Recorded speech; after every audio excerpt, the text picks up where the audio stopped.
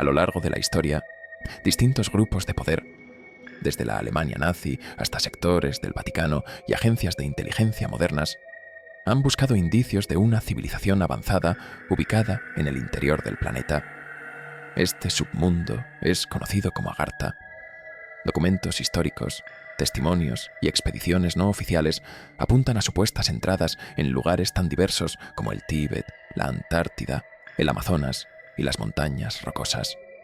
Este relato reúne y organiza de forma rigurosa y accesible la información más consistente disponible sobre ese mundo subterráneo, sus orígenes, su estructura social, su tecnología, su influencia en la superficie y las razones por las que su existencia habría sido ocultada. Poneos cómodos, colocaros unos auriculares y bienvenidos a Relatos al Oído. En 1938, bajo las órdenes directas de Heinrich Himmler, un grupo de oficiales alemanes de la organización Ahnenerbe partió rumbo al Tíbet. Su propósito declarado era científico: estudiar el entorno, recolectar especies, analizar la cultura local. Pero los documentos que sobrevivieron, censurados, borrados, fragmentados, sugieren otra cosa. Aquella expedición, liderada por Ernst Schaefer, fue una búsqueda deliberada de puertas ocultas, entradas a un reino subterráneo del que hablaban textos budistas y leyendas ancestrales. Agartha, la ciudad sagrada que yacería en el corazón hueco de la tierra. Los nazis no fueron los primeros, ni serían los últimos. Desde el siglo XVII, cuando el astrónomo Edmond Halley propuso que la Tierra estaba formada por capas internas habitadas, la posibilidad de un mundo oculto bajo nuestros pies ha obsesionado a científicos heterodoxos, esoteristas, exploradores y visionarios. Saint-Yves d'Alveidre, ocultista francés del siglo XIX, fue uno de los primeros en describir con detalle una civilización subterránea llamada Agartha, gobernada por un soberano del mundo, y custodiada por sabios con acceso a tecnologías y conocimientos espirituales inaccesibles para los hombres de superficie. Según él, recibió esta información de lamas tibetanos durante sesiones de contacto mental profundo. Su obra fue confiscada antes de publicarse, pero algunas copias sobrevivieron. Helena Blavatsky y la Sociedad Teosófica recogieron estas ideas como parte integral de su doctrina esotérica. Según su visión, Agartha era el último refugio de una humanidad anterior, una raza raíz más evolucionada que la nuestra, depositaria del conocimiento atlante y lemuriano, un linaje no extinto, sino oculto, esperando el momento preciso para actuar. Para Blavatsky, este mundo interno no era solo físico, sino también vibracional, una realidad paralela, accesible únicamente mediante estados alterados de conciencia o por iniciación espiritual.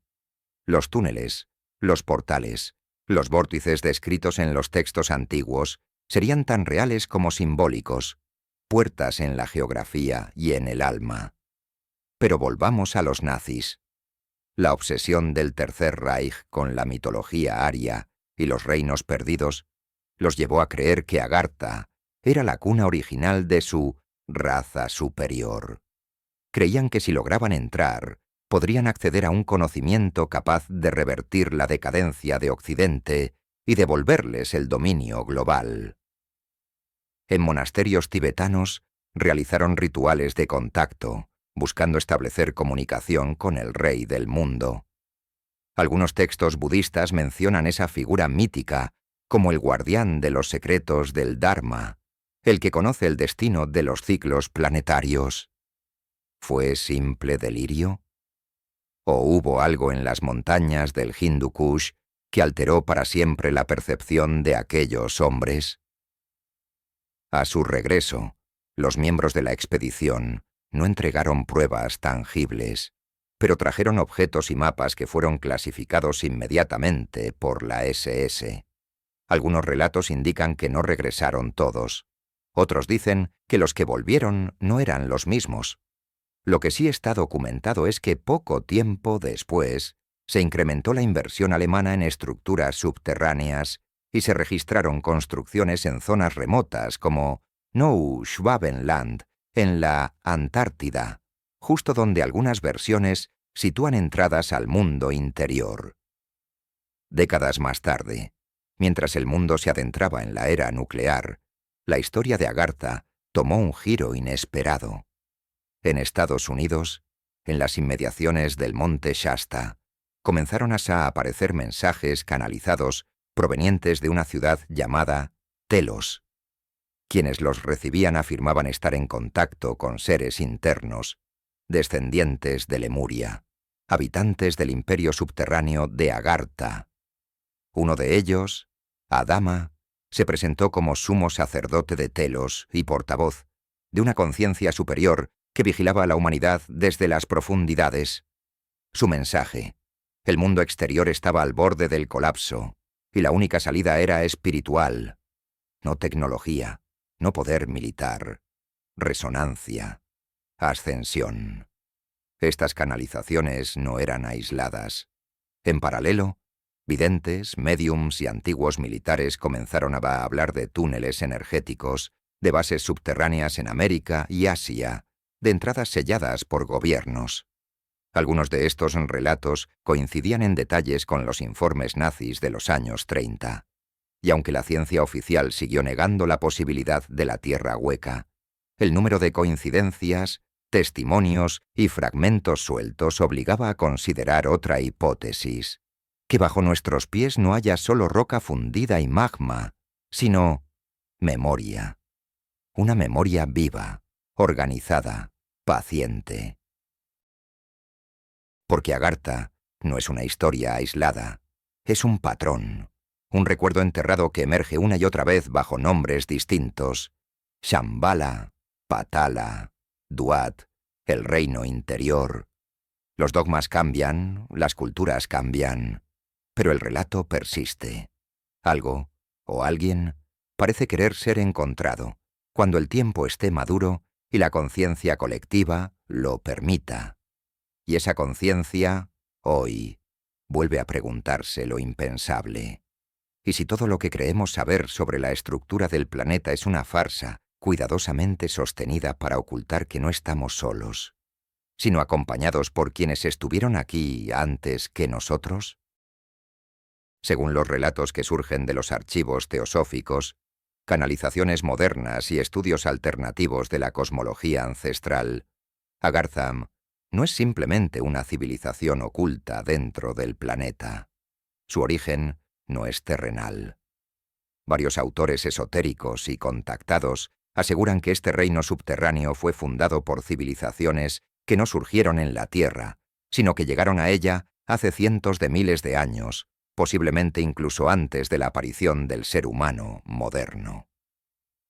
Esta hipótesis, aunque ampliamente rechazada por la ciencia convencional, ha sido sostenida por investigadores independientes, místicos e incluso antiguos insiders militares vinculados a programas secretos.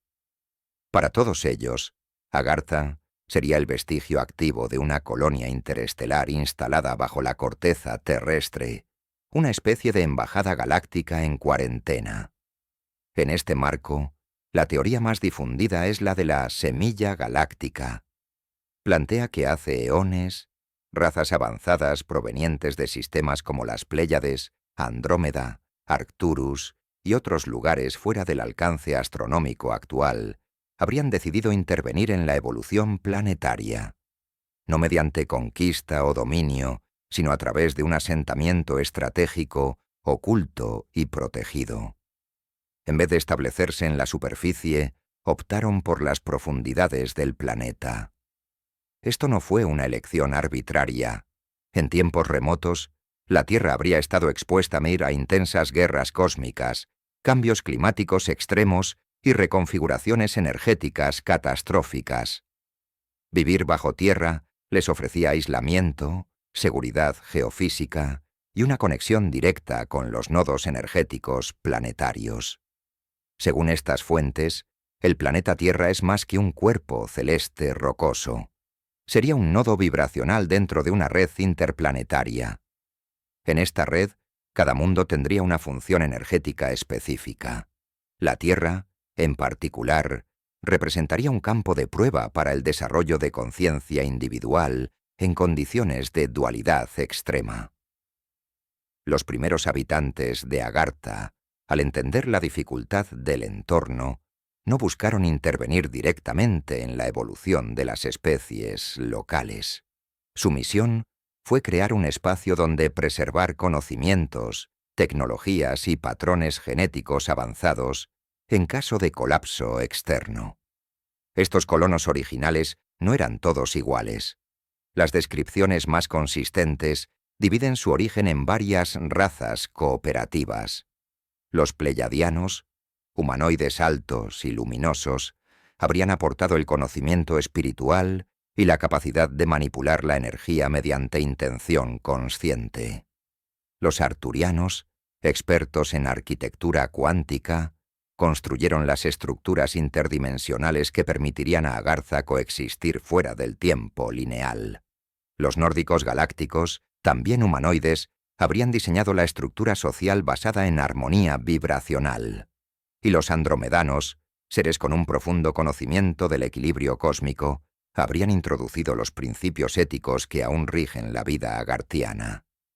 Lo fundamental es que este asentamiento no fue improvisado, sino el resultado de una planificación a escala estelar. La elección de vivir bajo tierra también respondía a motivos técnicos. Allí, alejados del ruido electromagnético y la inestabilidad climática, podían manipular la energía de punto cero extraída directamente del núcleo terrestre, un tipo de energía limpia y casi infinita.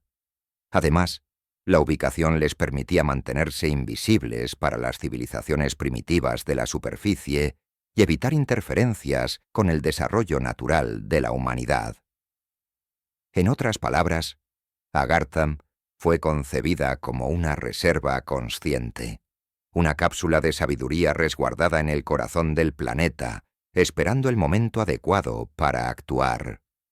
Con el paso de los milenios, esta civilización interna desarrolló tecnologías propias, derivadas pero no idénticas a las que trajeron sus fundadores estelares. La gravedad, el tiempo y el espacio se comportan de manera diferente en ese entorno. Hay testimonios, incluidos en varios documentos canalizados y libros ocultistas, que afirman que dentro de Agartha el tiempo puede fluir más lento o incluso detenerse, dependiendo de la frecuencia de vibración del entorno. Esto explicaría por qué sus habitantes aparentan una longevidad extrema o inmortalidad funcional. No es que no envejezcan, sino que el entorno responde de manera diferente a los procesos biológicos. Otro punto clave es la concepción de Agartha como una estructura interdimensional, no solo física. Diversas escuelas esotéricas afirman que Agartha existe en una dimensión más sutil, vibracionalmente más elevada que la nuestra. Esto implica que, aunque geográficamente esté dentro del planeta, no puede ser vista o accedida por medios convencionales. Las entradas físicas, ubicadas supuestamente en polos, montañas y desiertos, actuarían como filtros vibratorios. Quien no esté en sintonía con la frecuencia requerida simplemente no percibirá el portal. No es magia, es física energética. Esta noción se relaciona con el concepto del plano espejo. La Tierra visible sería apenas una capa de una realidad más amplia. Agartha representaría la contraparte luminosa, la versión armónica de lo que este planeta podría ser si la humanidad no hubiese perdido la conexión con su origen cósmico. Y aquí es donde la historia da un giro inesperado. Porque si Agartha fue creada por seres no humanos con una misión evolutiva, entonces su relación con la humanidad no puede ser neutral. En muchos relatos, desde Blavatsky hasta los mensajes modernos de Telos, se repite una idea constante. Los habitantes de Agartha han monitoreado desde siempre a la civilización de la superficie. no por control, sino por responsabilidad. Son en muchos sentidos los guardianes invisibles de nuestro desarrollo. Y aunque no interfieren directamente, han actuado en momentos críticos, sembrando ideas, inspirando movimientos, despertando conciencias. Por eso entender el origen estelar de Agartha no es un simple ejercicio de especulación metafísica. Es una forma de reconfigurar nuestra historia, de considerar que no somos una especie aislada en un universo hostil, sino parte de una red de inteligencia cósmica, donde otras civilizaciones más antiguas eligieron sembrar esperanza bajo la superficie. Porque si esto es cierto, entonces la pregunta no es si estamos solos en el universo. La pregunta es, ¿por qué se nos ha hecho creer que lo estamos? Si algo distingue a Agartha de cualquier otra civilización descrita en los anales históricos o arqueológicos, es la forma en que su sociedad ha sido organizada, no como un sistema de control o competencia, sino como un organismo vivo, en el que cada individuo forma parte de un todo consciente. Para quienes han investigado este reino interno, los habitantes de Agartha no son simples humanos ocultos, ni descendientes de antiguas culturas terrestres, sino una raza adaptada a condiciones completamente diferentes, tanto físicas como energéticas. Las descripciones coinciden, incluso entre fuentes independientes. Los agartianos tienen una apariencia humanoide, pero su fisiología presenta rasgos que superan los estándares conocidos de evolución. Su estatura oscila entre los 2 y 3 metros, su complexión es esbelta, su piel extremadamente clara o luminosa, como si reflejara la luz interna. Los ojos, azules, dorados o plateados según los relatos, parecen ver en frecuencias más allá del espectro visible. No utilizan el habla para comunicarse, excepto en rituales específicos. Su lenguaje principal es la telepatía, no como una habilidad extraordinaria, sino como un mecanismo normal de interacción mental, eficaz y sin margen de engaño. Más allá del cuerpo, lo que define a esta civilización es su estructura social y espiritual. A diferencia de cualquier modelo terrestre conocido, en Agartha no existen gobiernos, partidos políticos ni sistemas legales. No hay propiedad privada, ni dinero, ni cárceles. Cada ser cumple una función dentro de la comunidad en base a su afinación energética personal. Las decisiones no se toman por votación, sino por resonancia colectiva. Las necesidades están cubiertas no por consumo, sino por reciprocidad natural. Se trata de una sociedad en la que el conflicto no ha sido reprimido, sino desactivado desde su raíz, la desconexión interior. En el centro de esta organización está la figura del rey del mundo. Pero no se trata de un monarca tradicional, ni de una figura autoritaria. En realidad, el rey del mundo es considerado un puente entre dimensiones, un canal viviente que encarna el equilibrio planetario.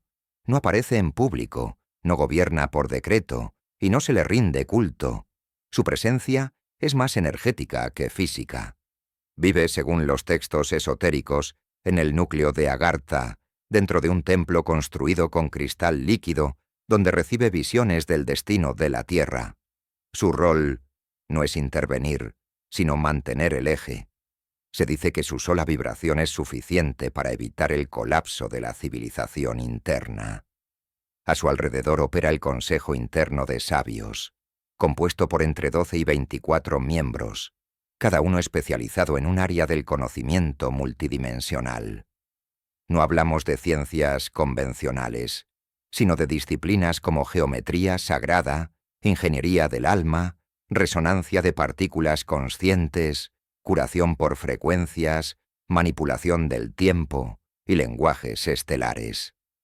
Este consejo se reúne en un lugar conocido como la Sala de las Resonancias, una cámara circular de oro blanco donde las ideas no se debaten, se transmiten en bloques de comprensión integrados activando estados mentales colectivos que no requieren explicación ni traducción.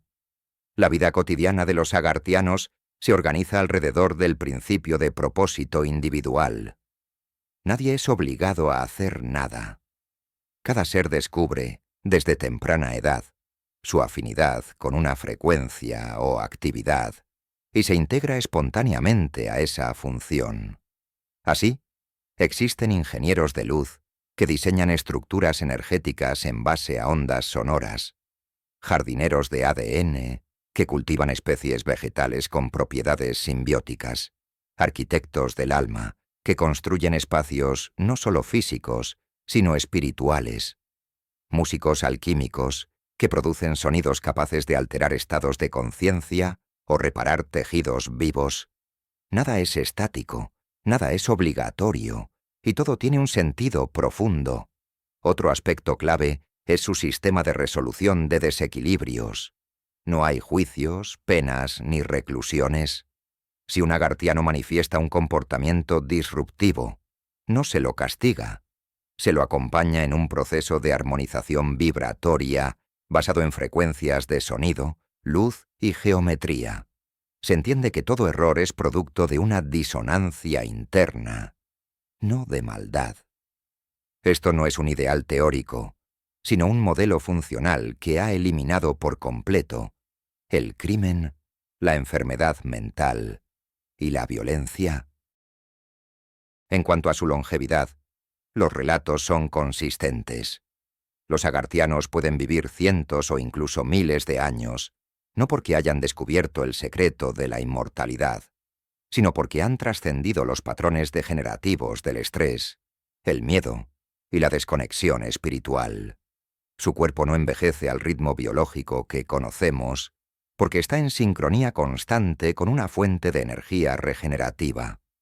Algunos investigadores sostienen que su ADN incluye secuencias activas que en la humanidad actual están apagadas o latentes. En Agartha, esas secuencias estarían plenamente activas gracias a condiciones ambientales y prácticas conscientes. Todo este modelo de vida se sustenta sobre una red de conciencia compartida llamada la voz interior. No es una red artificial ni tecnológica. Es un campo mental colectivo en el que cada pensamiento, emoción o intención queda registrado y puede ser sintonizado por cualquier miembro de la comunidad. Es una especie de Internet espiritual donde la privacidad no es necesaria porque no hay conflicto, y donde la verdad no necesita defensa porque no existe el autoengaño. En este campo, el conocimiento no se transmite, se accede. La enseñanza no es instrucción, sino recordación.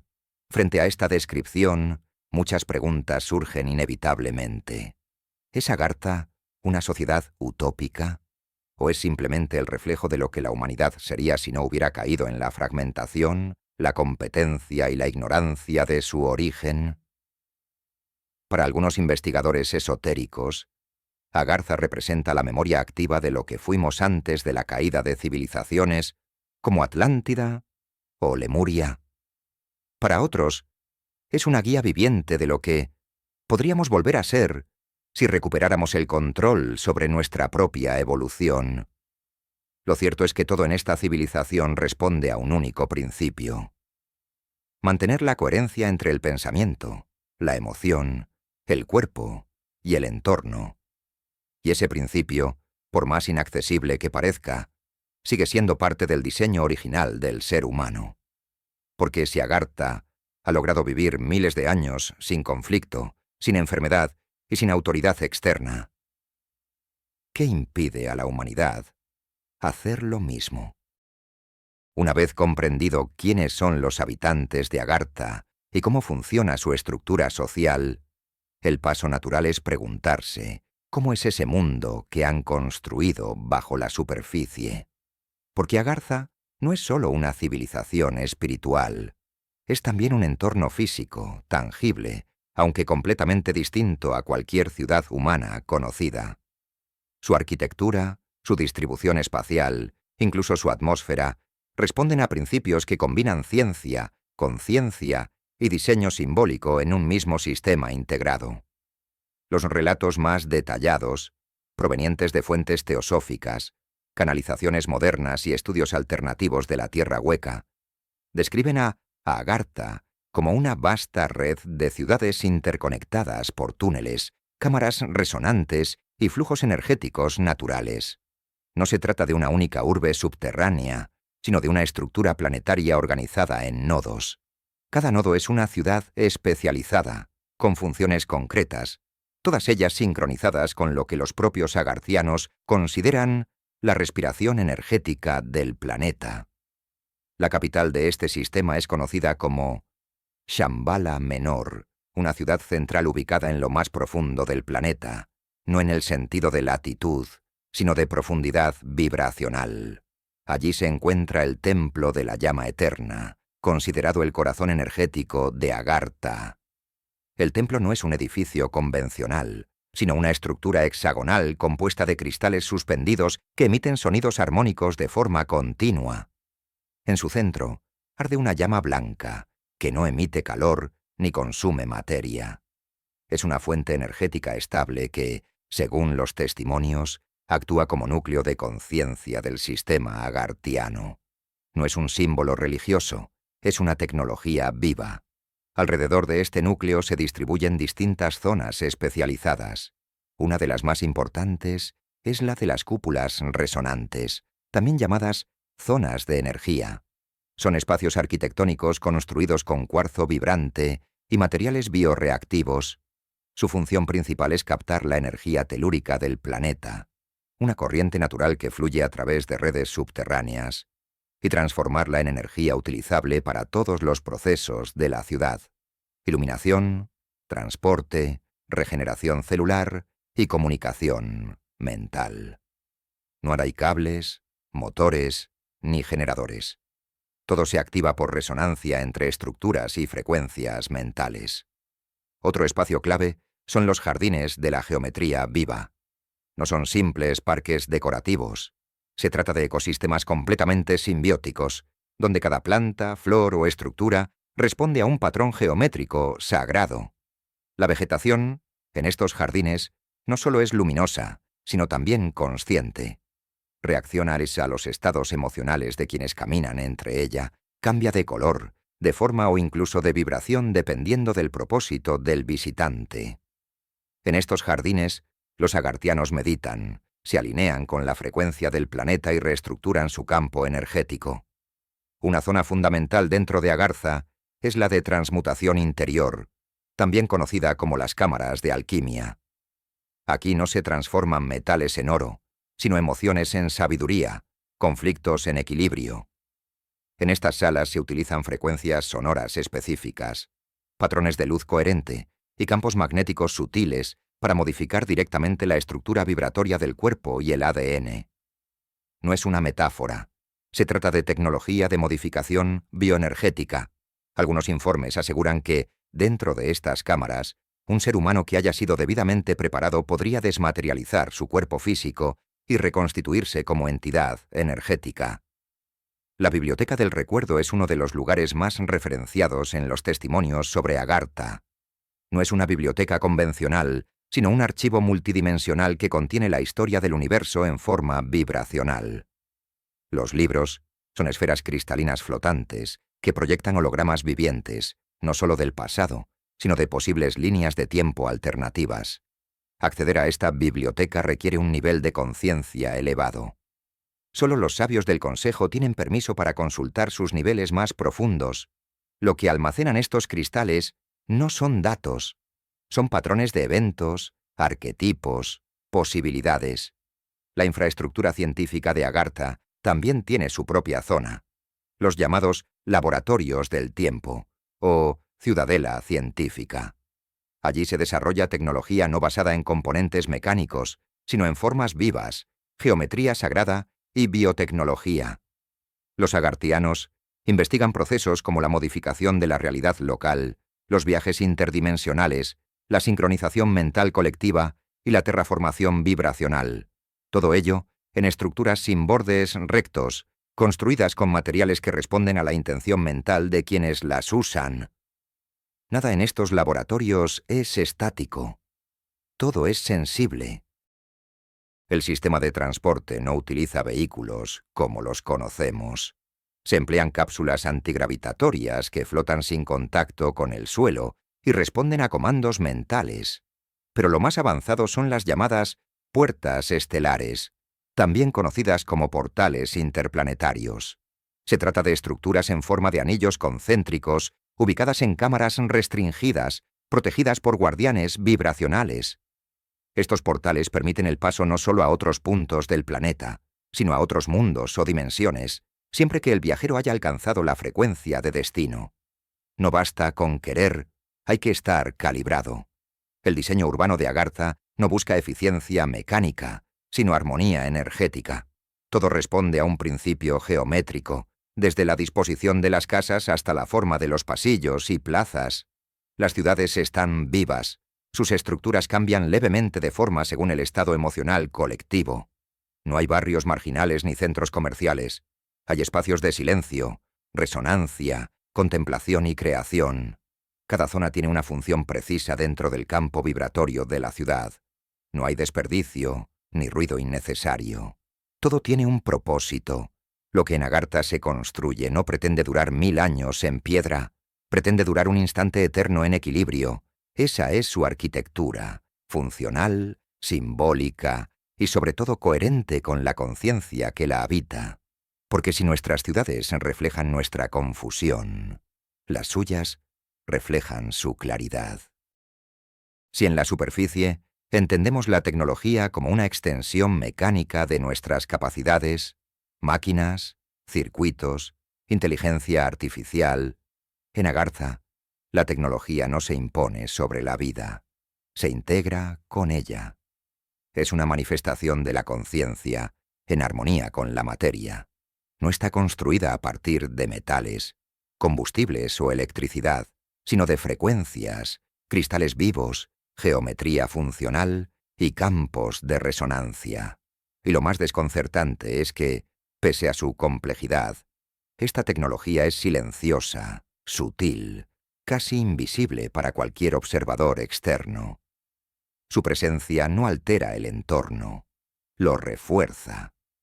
Todo comienza con la energía libre, el fundamento sobre el cual se sostiene el sistema agarthiano.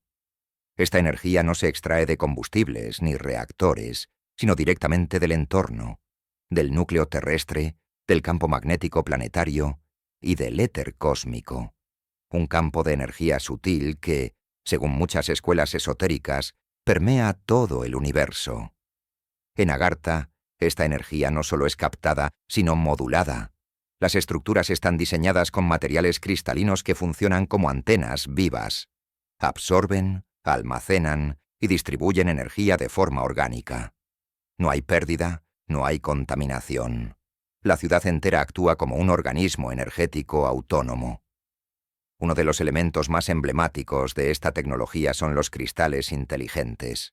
No se trata de piedras decorativas, sino de formas de vida bioenergética altamente desarrolladas. Cada cristal cumple una función específica. Algunos almacenan memoria, otros actúan como transmisores de intención, otros permiten visualizar eventos pasados o futuros a través de campos holográficos. No son programados como nuestras computadoras, sino que responden directamente a la vibración del usuario. No operan con comandos, sino con conciencia. Hay reportes que los describen como bancos de datos cósmicos, bibliotecas vivientes que contienen patrones completos de civilizaciones extintas, configuraciones estelares, mapas de planos dimensionales. En Agartha, la música no es arte ni entretenimiento, sino herramienta. Toda tecnología responde a frecuencias armónicas.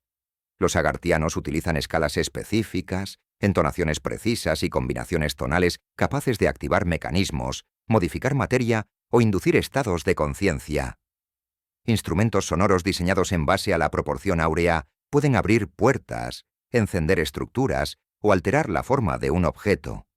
Se utilizan también para sanar, para enseñar, para viajar mentalmente. Los ingenieros de sonido no son músicos, son operadores de realidad. La arquitectura resonante es otro pilar de su sistema tecnológico. Los edificios están hechos con materiales bioadaptativos, cristal líquido, piedra modulada, tejidos minerales. Estas estructuras no son pasivas. Cambian de color, temperatura, forma y textura según el estado emocional de sus habitantes. Si un grupo entra en desarmonía, el entorno lo refleja y lo guía hacia la recalibración. Las viviendas no son propiedad, ni están fijas. Se reconfiguran según el propósito vital de cada ser. No hay más planos ni estructuras rígidas. Hay patrones vivos.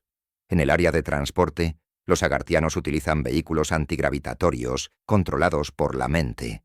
Son cápsulas flotantes de forma esférica o elíptica, construidas con materiales translúcidos que responden a impulsos neuronales. No requieren combustible, no hacen ruido, y pueden atravesar grandes distancias en segundos mediante desplazamiento por túneles energéticos. Estos sistemas están sincronizados con los vórtices naturales del planeta y se activan únicamente si el usuario está en coherencia vibracional. No hay forma de forzarlos. Otro elemento central son los llamados espejos de memoria, superficies reflectantes que no muestran la apariencia externa, sino capas profundas de la conciencia. Son utilizados para el autoconocimiento, el estudio de vidas pasadas o la exploración de líneas temporales alternativas. No proyectan imágenes fijas, sino flujos narrativos. La persona que se mira en uno de estos espejos no ve su rostro, ve su origen, su propósito y sus bifurcaciones vitales. Es una herramienta de diagnóstico espiritual que permite tomar decisiones con perspectiva total. En el campo de la salud, la tecnología agartiana no trata enfermedades como anomalías físicas, sino como desequilibrios vibracionales. Utilizan cámaras de transmutación, espacios donde el cuerpo es expuesto a frecuencias sonoras y patrones geométricos, diseñados para restablecer la armonía celular. Estas cámaras no curan desde fuera, sino que reactivan la capacidad autocurativa del cuerpo. No hay bisturíes ni fármacos, hay alineación energética. Pero quizás el aspecto más avanzado de su tecnología sea el uso de vehículos mercábicos, estructuras de luz activadas por la conciencia. No son naves, ni tienen forma definida. Son campos energéticos que permiten el desplazamiento interdimensional del ser. Quien sabe activar su Merkaba puede abandonar el plano físico sin morir, acceder a planos superiores o trasladarse a otros puntos del universo sin necesidad de movimiento físico. No se trata de fantasía, sino de un dominio técnico sobre las leyes de la materia sutil. Todo este sistema no fue desarrollado en solitario. Según los relatos, la mayoría de estas tecnologías tienen origen extraterrestre, heredadas de las razas fundadoras que establecieron Agartha como una colonia de preservación cósmica. A lo largo de milenios, los agarthianos adaptaron ese conocimiento a sus propias condiciones, integrándolo con los ritmos del planeta y su evolución espiritual. No son simples usuarios de tecnología alienígena, son co-creadores de una ciencia que ya no se basa en la fuerza, sino en la coherencia. Y esa es la diferencia fundamental. Mientras en la superficie la tecnología se ha vuelto autónoma, peligrosa y deshumanizada, en Agartha cada dispositivo, estructura o herramienta está subordinado al nivel de conciencia del usuario. No existe el peligro de mal uso, porque la tecnología solo responde si hay alineación. En otras palabras, no puede ser utilizada por una mente disonante. Por eso, para los agarthianos, la tecnología no es un fin, es solo un medio para expandir la conciencia. Y si alguna vez deben revelarla a la humanidad, no será por interés, sino porque finalmente nos habremos convertido en seres capaces de usarla. Uno de los aspectos más persistentes, y a la vez más incómodos, de la historia oculta de Agartha es su supuesta intervención periódica en los asuntos de la humanidad de superficie. No como dominadores ni invasores, sino como observadores y guardianes silenciosos, activando su presencia solo en momentos críticos, cuando el equilibrio planetario está en riesgo o cuando una ventana de evolución espiritual se abre. A lo largo de siglos, y a través de múltiples culturas, se repite una misma idea con distintos nombres. Hay una fuerza que guía desde las sombras, no para controlar, sino para sostener. Diversas tradiciones esotéricas sostienen que los agarthianos han influido discretamente en momentos clave de nuestra historia. no mediante apariciones públicas ni intervenciones bélicas, sino a través de emisarios, revelaciones simbólicas o contactos con individuos específicos. Algunas fuentes afirman que figuras como Hermes Trismegisto, Zoroastro, Pitágoras o incluso Jesús habrían sido instruidos en escuelas internas ubicadas en Agartha o en sus ciudades asociadas. Estos maestros externos serían en muchos casos mensajeros entrenados en el conocimiento agartiano y enviados para sembrar semillas de conciencia en civilizaciones aún inmaduras. En esta línea, se ha postulado que civilizaciones como Egipto, Sumeria y la India védica no surgieron de la nada, sino como resultado de un impulso programado desde centros internos.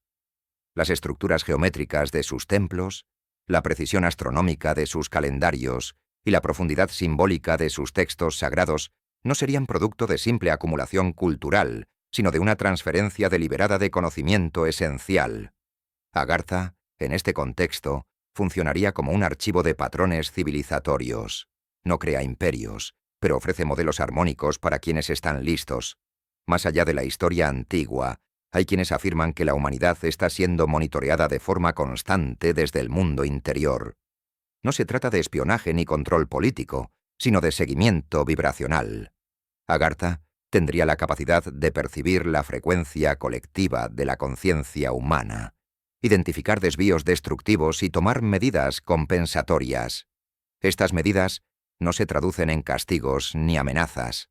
Su forma de actuar sería activar interferencias suaves, sincronicidades, despertares personales, aparición de líderes inspirados o, en casos extremos, mensajes directos enviados a través de sueños, visiones o canalizadores. Desde mediados del siglo XX, tras el inicio de la era nuclear, se intensificaron los reportes de contactos con entidades internas. Canalizadores en Estados Unidos, Sudamérica y Europa comenzaron a recibir mensajes firmados por seres de Agartha, especialmente desde ciudades como Telos o Posid. El contenido de estos mensajes era casi siempre el mismo. Advertencias sobre el uso destructivo de la tecnología, llamados a la activación espiritual y preparación para una transición planetaria. En los años 80, personajes como Aurelia Louise Jones y Diane Robbins difundieron textos atribuidos a Adama, supuesto sumo sacerdote de Telos, que describía con detalle la estructura de Agartha, su filosofía y su plan de acción futura. Este plan, según las canalizaciones, no consiste en emerger públicamente ni tomar el control de la humanidad, sino en asistir a un proceso interno de transformación. Se habla de una era del retorno, en la que los humanos de superficie recuperarían gradualmente sus capacidades dormidas, como la telepatía, la percepción multidimensional y la autosanación, y podrían eventualmente reconectar con las ciudades internas, no como turistas ni como visitantes, como antiguos miembros de una misma familia. Algunas interpretaciones afirman que muchos humanos actuales serían en realidad almas reencarnadas de seres que antes vivieron en Agartha. Esta sería la razón por la cual ciertos individuos tienen desde jóvenes una atracción inexplicable por temas espirituales, tecnología sutil o símbolos geométricos específicos. En este contexto, se insertan los llamados niños índigo, cristal y estrella, generaciones nacidas desde los años 70 en adelante, que presentan características cognitivas y emocionales fuera de lo común, alta empatía, percepción extrasensorial, rechazo a estructuras autoritarias, conexión espontánea con el lenguaje simbólico. Para muchos investigadores espirituales, estos niños serían extensiones del linaje agartiano encarnadas en la superficie para preparar el terreno de transición, no como salvadores, sino como puentes, no como elegidos, sino como catalizadores. Pero no todo es armonía. Diversos autores han señalado que Agartha no es la única civilización subterránea existente, y que en el subsuelo planetario también operan razas o grupos con intenciones contrarias. Algunas narrativas hablan de una guerra sutil, no armada pero sí estratégica, entre Agartha y ciertas razas no benévolas, reptilianos, grises u otras entidades vinculadas a experimentación genética, manipulación mental o control geopolítico. La idea es que, mientras Agartha busca preservar el equilibrio y la libertad evolutiva de la humanidad, otros grupos intentan mantenerla en estados de dependencia, miedo o división. Esta lucha no se libra en campos de batalla visibles, sino en planos energéticos, culturales y simbólicos. En el plano geopolítico, algunos teóricos sostienen que ciertos líderes mundiales han sido contactados, o al menos influenciados, por Agartha, no para ser controlados, sino para recibir orientación estratégica en momentos clave. No hay pruebas concluyentes de estas intervenciones, pero hay episodios históricos cargados de intuiciones y decisiones inesperadas que ciertos investigadores atribuyen a influencias internas. En cualquier caso, la filosofía agarthiana no permite la manipulación directa. Toda acción busca respetar el libre albedrío humano, incluso cuando eso implique tolerar su autodestrucción. En síntesis, Agartha no sería un reino inerte ni aislado, sino una civilización paralela activamente involucrada en el destino humano, aunque desde un nivel que escapa a la lógica política o militar. Su influencia no se mide en conquistas, sino en despertares. Su intervención no es coerción, sino oferta. No exigen nada, no imponen nada. Solo esperan que la humanidad reconozca su propio potencial, porque ellos no están aquí para salvarnos, sino para recordarnos que podemos salvarnos solos. A lo largo del siglo XX, mientras el interés por Agartha crecía en círculos esotéricos, canalizadores y arqueólogos independientes, también crecía en paralelo una red de silencio, censura y desprestigio. Cada vez que surgía un testimonio creíble, un hallazgo inesperado o una anomalía geológica que sugería la existencia de estructuras subterráneas avanzadas, la respuesta institucional era siempre la misma: desacreditar, enterrar, olvidar. Y no se trató de una coincidencia. Según investigadores que han seguido la pista durante décadas, existe una estructura internacional dedicada a suprimir cualquier indicio de que bajo nuestros pies pueda existir una civilización activa y no humana. Uno de los principales actores en esta operación de encubrimiento ha sido, según múltiples fuentes, la CIA. Desde mediados del siglo XX, la agencia no solo se encargó de vigilar temas relacionados con extraterrestres o fenómenos aéreos no identificados, sino también de investigar y, en muchos casos, suprimir todo lo relativo a las anomalías subterráneas. Informes internos, muchos de ellos desclasificados parcialmente, revelan que ciertos puntos del planeta, como el Tíbet, la Antártida, las montañas rocosas y zonas del Amazonas, fueron monitoreados sistemáticamente por mostrar actividad sísmica no tectónica, campos magnéticos inusuales y reportes recurrentes de luces o estructuras bajo tierra. A esto se suma el papel de la NASA, cuyo control sobre las imágenes satelitales y mapas geodésicos ha permitido restringir el acceso público a ciertos datos clave. Numerosas zonas del planeta, particularmente las regiones polares y determinadas áreas montañosas, aparecen sistemáticamente pixeladas o alteradas en las plataformas oficiales de mapas. Se han reportado casos de imágenes modificadas digitalmente donde, según testigos, habrían aparecido cavidades enormes, entradas en forma de túnel o formaciones geométricas imposibles en entornos naturales. Incluso empleados retirados de la agencia han declarado, bajo anonimato, que ciertos proyectos de mapeo interno del planeta fueron clasificados como material sensible de seguridad nacional. Pero quizás el caso más intrigante sea el del Vaticano. La institución religiosa más influyente del mundo ha acumulado, a lo largo de siglos, una de las colecciones privadas de documentos antiguos más vastas y celosamente protegidas del planeta. Diversos investigadores sostienen que en sus archivos secretos, a los cuales solo acceden una decena de personas con autorización especial, existen crónicas medievales, mapas antiguos y correspondencias entre papas y órdenes esotéricas que hacen referencia a la existencia de túneles subterráneos, ciudades ocultas y contactos con entidades descritas como ángeles sin alas o hombres de luz venidos de abajo.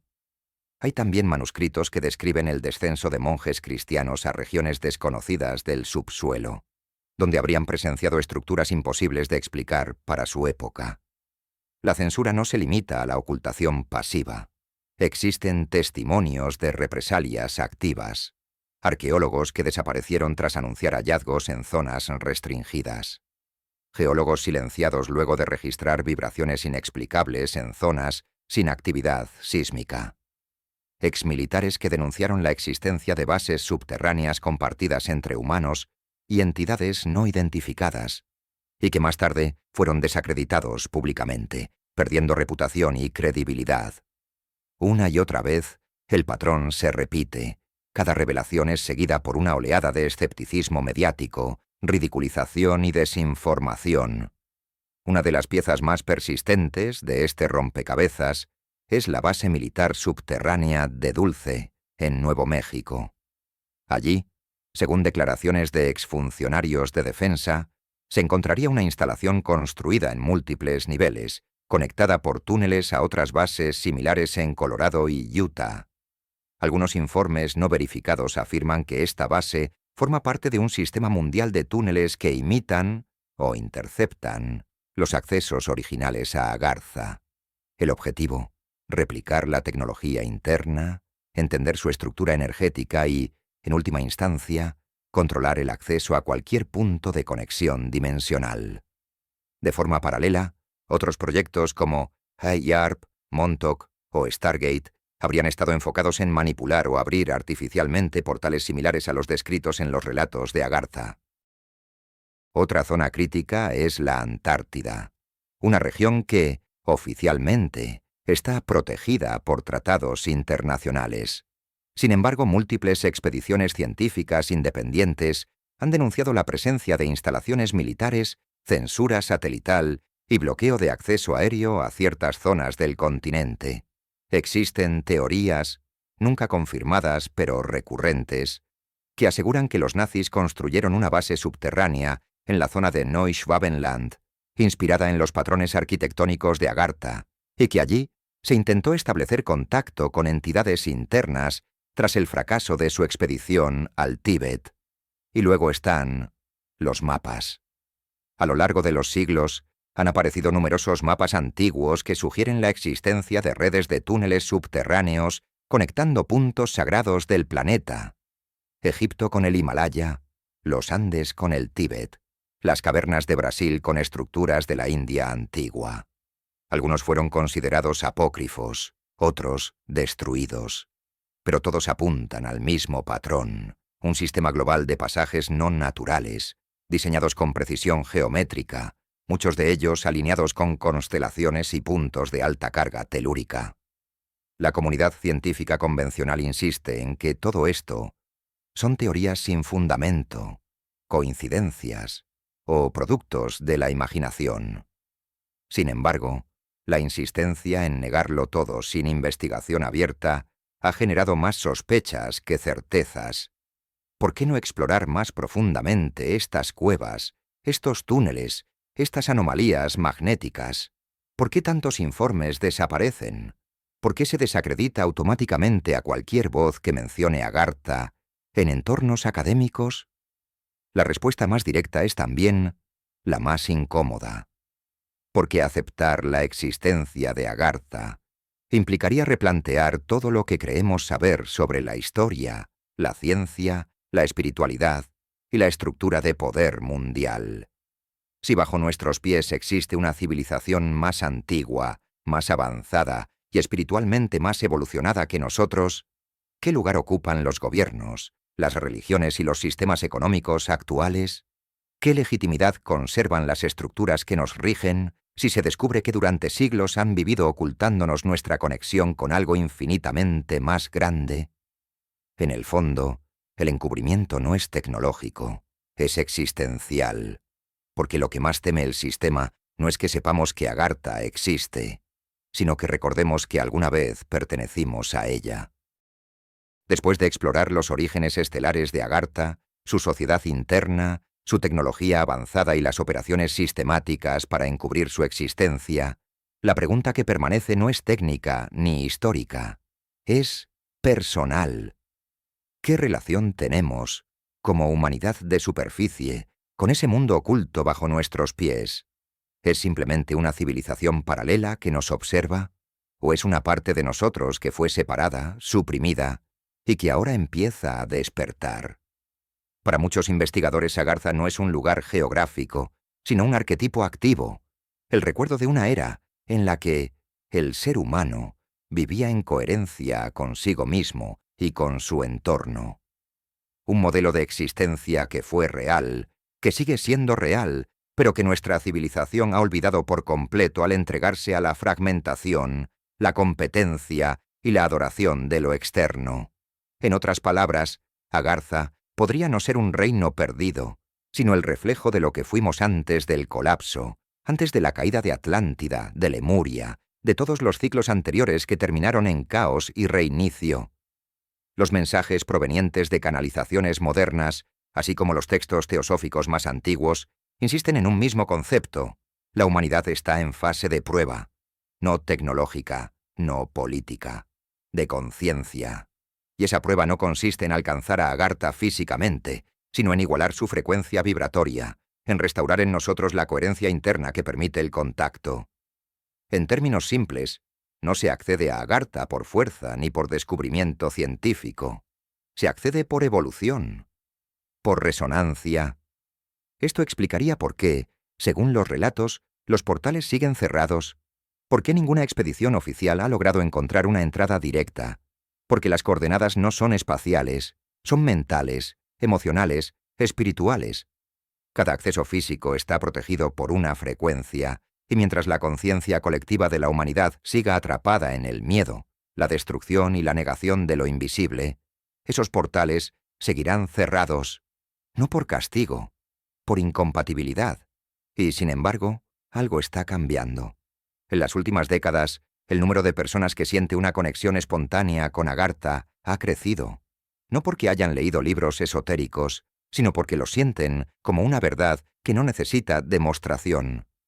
Hay niños, jóvenes y adultos que sueñan con ciudades internas, que tienen visiones sin haber sido instruidos, que describen estructuras, símbolos y energías que coinciden con lo relatado en textos que nunca leyeron. Esta memoria espontánea no es producto de la sugestión. Es lo que algunos llaman recuerdo celular, una activación profunda que se produce cuando ciertas frecuencias comienzan a circular de nuevo en la conciencia colectiva. Esa activación no es casual.